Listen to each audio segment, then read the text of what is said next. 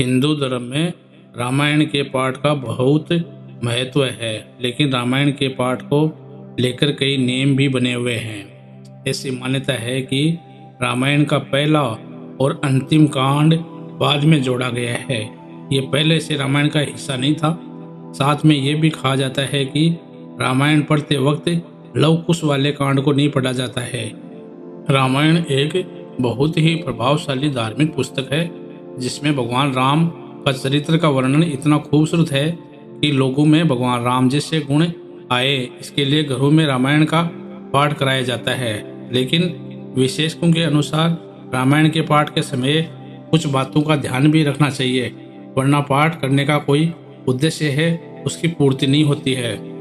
रामायण में 7 कांड है: बाल कांड, अयोध्या कांड, अरण्य कांड, सुंदरकांड, किष्किंधा कांड, लंका कांड और उत्तरकांड।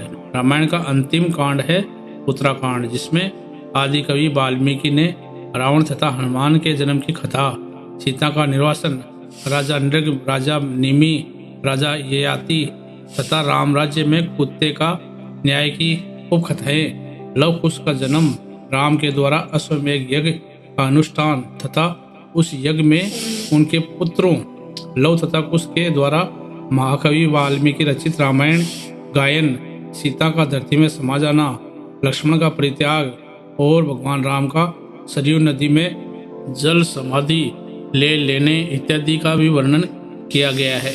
उत्तरकांड को लेकर कई तरह के विवाद भी हैं, क्योंकि माना जाता है कि उत्तरकांड मूल वाल्मीकि रामायण का हिस्सा नहीं है। इसमें कई कहानियां बाद में अलग अलग लेखकों द्वारा जोड़ी गई है। इन सारे कांडों में से सबसे लोकप्रिय कांड है सुंदरकांड। रामायण पाठ में इसका विशेष महत्व है। सुंदरकांड में हनुमान जी के महान कार्यों, जैसे कि हनुमान का लंका प्रस्थान, लंका दहन, श्रीलंका से वापसी, विभीषण से भेड़, सीता से भेड़ करके उन्हें श्री राम की मुद्रिका देना, अक्षय कुमार का वध, लंका दहन इत्यादि का वर्णन है। संपूर्ण रामायण कथा श्री राम के गुणों पर आधारित है, जबकि सुंदरकांड एकमात्र ऐसा अध्याय है जो सिर्फ हनुमान जी की शक्ति और विजय का कांड है। लेकिन अगर वाल्मीकि के रामायण की बात ना करें तो विशेषज्ञों का मानना है कि रामायण के अंतिम में कुछ और अध्याय बाद में जोड़े गए हैं। तो ऐसे में कई लोग लव कुश कांड को अंतिम कांड मानने लगे हैं। जब घरों में रामायण पाठ किया जाता है तो अक्सर लोग बाद में रामायण के अंतिम भाग के रूप में जोड़े गए लव कुश कांड का पाठ नहीं करते हैं। इसके पीछे कारण ये है कि कई राम भक्त ये मानते हैं कि तुलसीदास की रामायण में उत्तर रामायण का जिक्र नहीं है।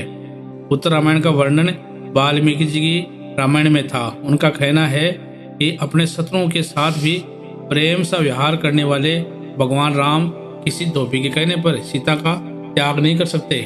वाल्मीकि रामायण के अनुसार अयोध्या में एक धोबी अपनी पत्नी का त्याग इसलिए कर देता है क्योंकि उसकी पत्नी एक रात नदी के दूसरे पार रह गई थी, और इस प्रकार माँ सीता भी लंका में न जाने कितने दिन बिता कर आई थी। इसीलिए राम जी ने धोबी की उस बात के कारण सीता जी को त्यागने का फैसला लिया।